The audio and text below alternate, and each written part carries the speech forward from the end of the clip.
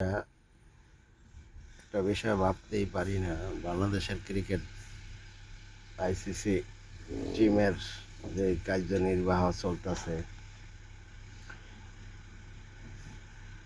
সংসদেরও কথা উত্থাপন করলো শুনলাম। এই তামিম ইকবাল বাংলাদেশের ক্রিকেট দলের আগে ক্যাপ্টেন ছিল, ভালো খেলতো, সবই ঠিক আছে, সব কিছুই সে ভালো খেলোয়াড় ছিল। এখন এবং তার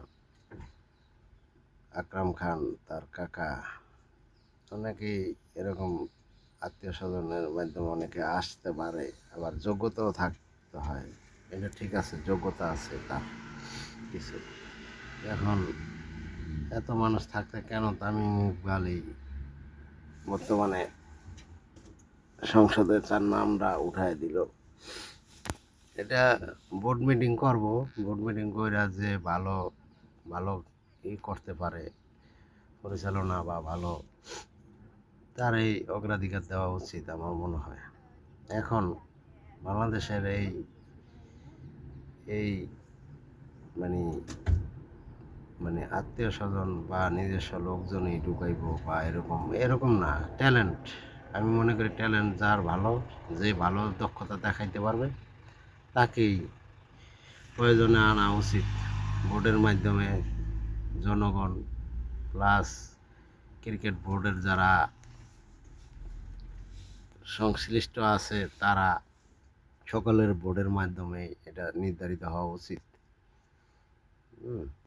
এটা আমার থেকে আমি মনে করি বাংলাদেশে প্রেক্ষাপট ক্রিকেট বোর্ডের, এবং ইন্ডিয়া অনেক বড় দেশ, ইন্ডিয়া আইসিসি অনেক ক্ষেত্রে তাদের সাপোর্ট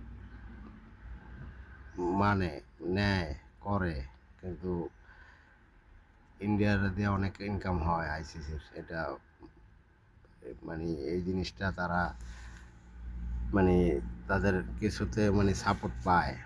এটা অনেক সময় এটা লইয়া কথাবার্তা হয়, কিন্তু আমার কথা হইলো যে সবাই সমানই পাইতে হবে, সবাই সমানের অধিকার থাকবে, ক্রিকেট খেলা বা যে কোনো খেলাই সমান থাকবে, সমান অধিকার। কিন্তু আমার কথা হলো যে আমাদের বাংলাদেশ যে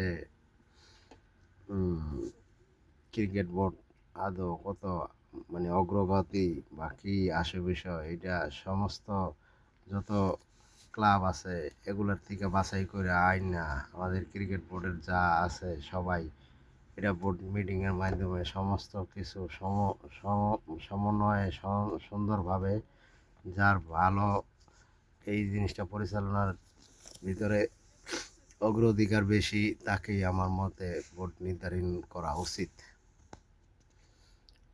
ঠিক আছে, এই বলে আমি আরও অনেক কিছু কথা বলতে পারি, কিন্তু আজকে পর্যন্ত এটুকুই। আশা করি ভালো যোগ্য যে ভালো করে তাকেই আনা উচিত, যেই হোক। তামিম ইকবাল যদি ভালো, অবশ্যই তাকে দেওয়া উচিত, এবং অন্য কে আছে এর চেয়েও ভালো তাকে বোর্ড নির্ধারণ করব সবাই সকলে মিলে। এটা কোনো এক পক্ষের কোনো একত্রিত কোনো কথা চাপায় দেওয়া হওয়া যাবে না। এটা সবাই সবাই সম্মিলিতভাবে চেষ্টায় ভোটের মাধ্যমে হওয়া উচিত, আমি এটা মনে করি। ধন্যবাদ সবাই ভিডিও দেখার জন্য।